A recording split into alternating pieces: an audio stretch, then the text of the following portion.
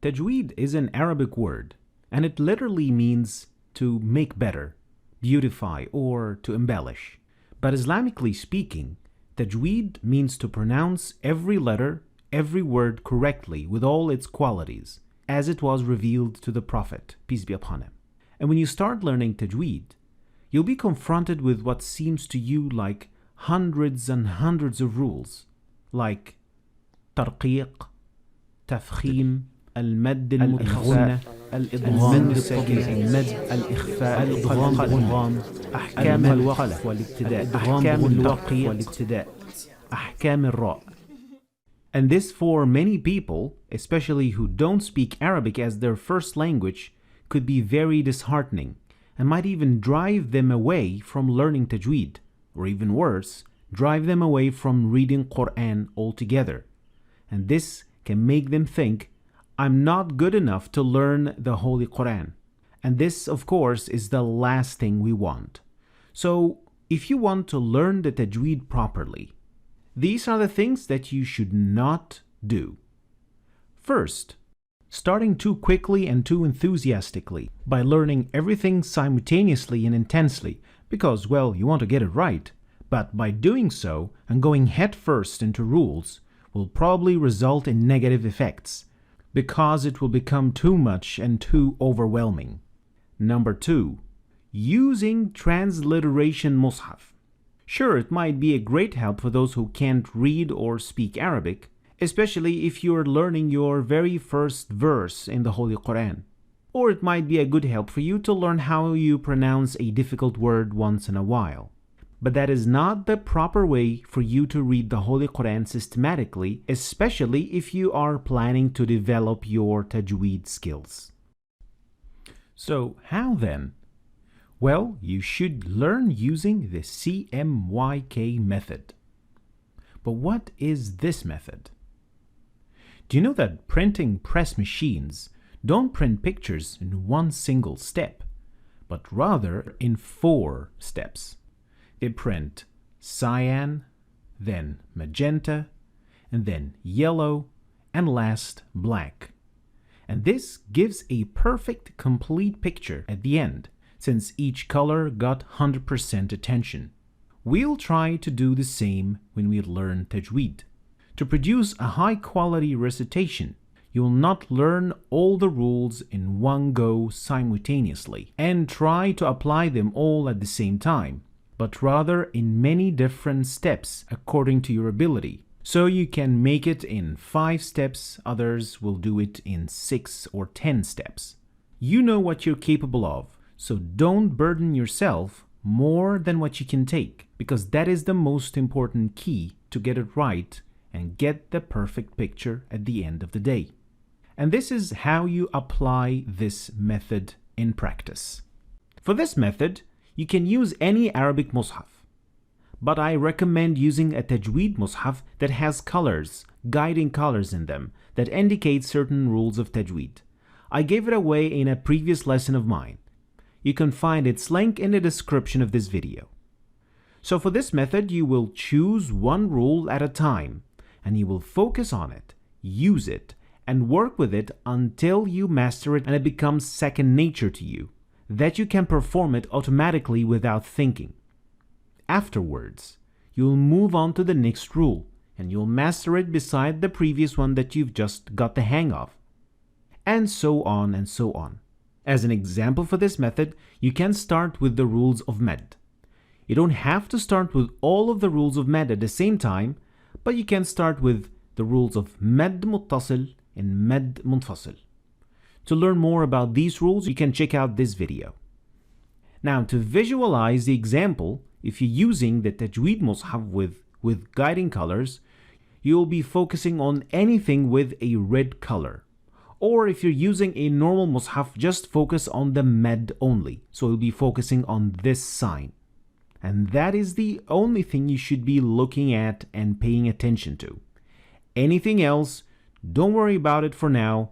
Take it step by step. After you've worked with med for a good amount of time, and you can do it naturally without thinking, I recommend that you try and apply this knowledge in your own mushaf without colors. That is, if you were using the mushaf with colors in the first place, so that you don't get too dependent on the colors of the Tajweed mushaf. After being done with mad, you should proceed to the next rule, which might be noon sakina, or echoing letters, for example. So you will be focusing on everything that has a blue color according to the mushaf of Tajweed. And then you will work on your echoing letters rules while applying what you've learned in step 1 until you have mastered step 2, and then you will take what you've learned and mastered so far to the next step. And you will keep going like this until you have mastered all the Tajweed rules one after the other. Now let's have a look at an example from the Quran and how you're supposed to do this. Now notice how I will be focusing only in my first recitation on the rules of mad. And every time I read the same surah, I will be focusing on a different type of rules. Eventually I'll have a full picture of the whole surah, and I'll be reciting it properly. لإيلاف قريش إيلافهم رحلة الشتاء والصيف فليعبدوا رب هذا البيت الذي أطعمهم من جوع وآمنهم من خوف. Now in my next recitation, I'll be focusing on the med and the noon sakina. لإيلاف قريش إيلافهم رحلة الشتاء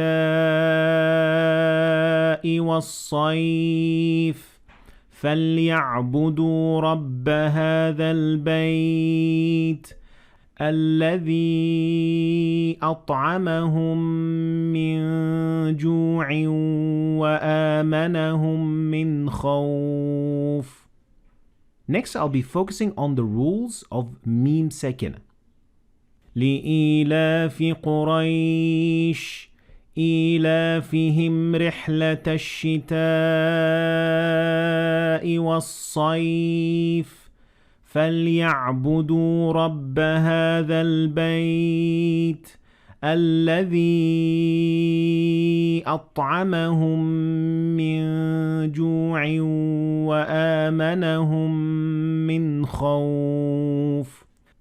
Next, I'll be focusing on the rules of echoing letters. And this is going to be the final version of this surah. And this is what it should sound like. لإيلاف قريش إيلافهم رحلة الشتاء والصيف فليعبدوا رب هذا البيت الذي أطعمهم من جوع وآمنهم من خوف. So as you've just seen, when you learn Tajweed, only focus on one rule at a time until you've mastered it, and don't go to the next rule until you have mastered the first one. Then move to the next one, and so on, until you've covered all the Tajweed rules perfectly. One last question. Which order should I follow to learn the Tajweed rules? You are supposed to make your own priority list of rules. You should start with the ones that you find easier. But in my opinion, this is the most logical division for Tajweed rules. You start with learning the symbols of the Quran to make sure that you are making the right stops and that you're not changing any meanings of ayahs. Second, you will learn how to make proper stops. Third, you will learn how to deal with natural med. Fourth, you will learn how to deal with med muttasil and med munfasil. Next, you will learn how to deal with hamzat al-wasl and hamzat al-qata'. Afterwards, you will learn how to deal with the word Allah. Next, you will learn how to deal with noon sakina, with idhar, iqlab, idgham, ikhfa. Afterwards, you will learn how to deal with mim sakina. Next, you will learn how to pronounce ra. Next is learning how to echo letters or القلقلة. Before last is learning mouthful letters, and last learning empty mouth letters. And again, to be sure, this is just a recommendation. You can make your own list of rules that you find more convenient. So to recap, the do's and don'ts for learning Tajweed. What you shouldn't do is learning many rules at the same time and start too fast and use transliteration mushaf systematically. What you should do, learn one single rule at a time. Move to the next rule only if you mastered the first. Train with Tajweed mushaf or just a normal mushaf in Arabic. Make a priority list for the rules and how you will learn them. Read the Quran regularly, because practice makes perfect. Thanks for watching. I hope you've learned something new today. If you did, please like and share the video for other people to learn from it. And please don't forget to subscribe to my channel if you want to see more videos like this. Thanks for watching, and I'll see you next time.